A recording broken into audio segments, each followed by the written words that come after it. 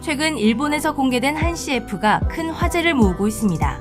일본의 대형 음료 회사 산토리가 새롭게 선보인 음료 광고인데 그 내용이 너무나도 파격적이라 일본을 들썩이게 만든 것입니다. 이 광고는 단순한 제품 홍보를 넘어 일본 내에서 한류의 위상을 다시 한번 실감하게 해주고 있는데요. 특히 광고 속에서 등장한 한국어 대사가 일본의 젊은 층과 기성세대 사이에서 큰 논란을 불러일으키며 뜨거운 반응을 얻고 있습니다. 과연 이 광고가 어떤 내용이길래 일본을 이렇게 뒤집어 놓았을까요? 광고는 아이 셋이 신나는 음악에 맞춰 춤을 추는 장면으로 시작됩니다.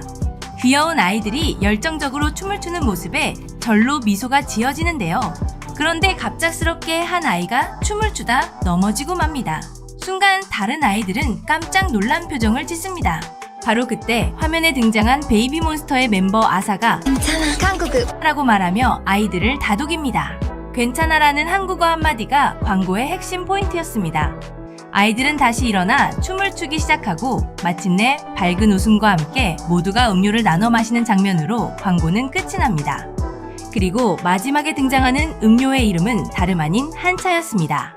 이 광고가 공개되자마자 일본 내에서는 뜨거운 반응이 이어졌습니다.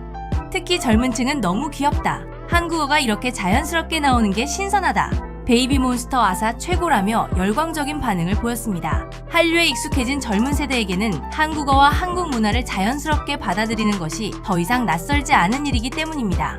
하지만 기성세대의 반응은 사뭇 달랐습니다.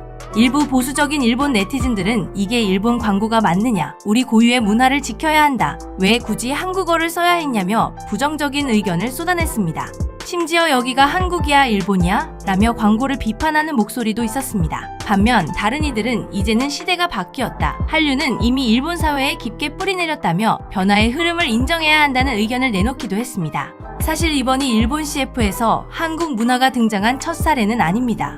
과거 일본 공기업인 도쿄가스의 광고에서도 한국 문화가 등장한 적이 있었는데요. 당시 광고는 일본 엄마가 한국 드라마와 K-팝에 푹 빠져 한국어도 배우고 일도 더 열심히 해 콘서트에 가려고 노력합니다. 이것이 새로운 삶의 원동력이 된다는 희망찬 내용을 담고 있었는데요. 이 광고 역시 공개 직후 일본 내에서 큰 반향을 일으켰습니다. 왜 일본 광고에 한국 문화가 등장하느냐고 반발했지만 젊은 세대와 여성층 사이에서는 큰 호응을 얻었습니다. 그뿐만이 아닙니다.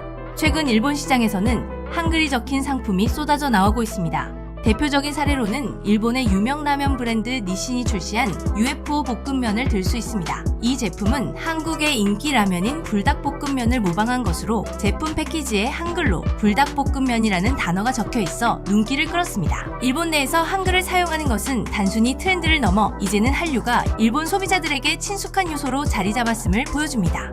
이번 산토리 광고는 일본 사회에서 한류가 얼마나 깊숙이 자리 잡았는지를 단적으로 보여주는 사례입니다. 젊은 층을 중심으로 한류는 이제 단순한 유행이 아니라 일상적인 문화로 자리 잡았습니다. 물론 여전히 일부 보수적인 시각도 존재하지만 변화의 흐름을 거스를 수는 없을 것입니다. 정말 놀랍지 않나요?